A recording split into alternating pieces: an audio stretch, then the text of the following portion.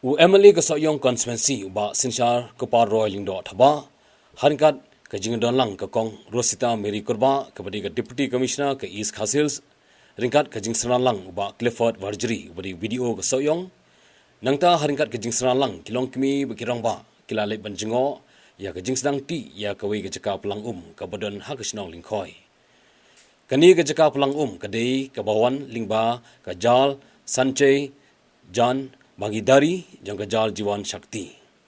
Habai thu halor kani ke jaka u video la pentep bagani ke dei ke jaka ban pelang ya ki slap khnang ba hakino kino ki por ba slap kane ko kan rung shaka khndo. Bat kan lang ha kani ke jaka ka badai ru ke jaka ka bom long shu ban riang.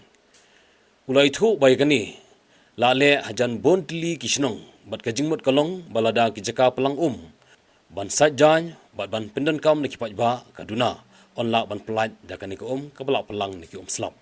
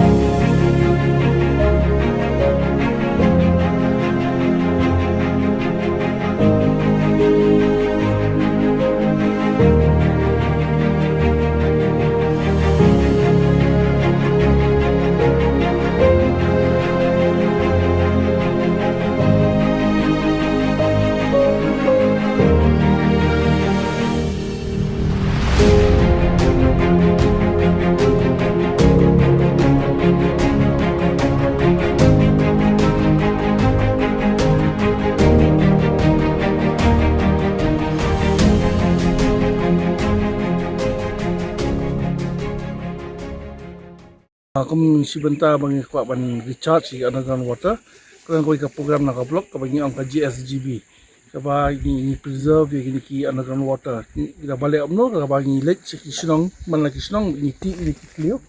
kidi ki counter trenches bangi ang te ka bomat balada ka slap hanan ka por nim ka ba slap kan sutuat su ya le ai bet teling ba kidi ki klio bangi ti mata kan preserve ya kidi ki ya ada ka umatut pakan poi hang ne nang ne pakan recharge si underground water kang ba kini kita long kumpulang hani kumpulang ka spring hani bingi iba sajjan manta kanum du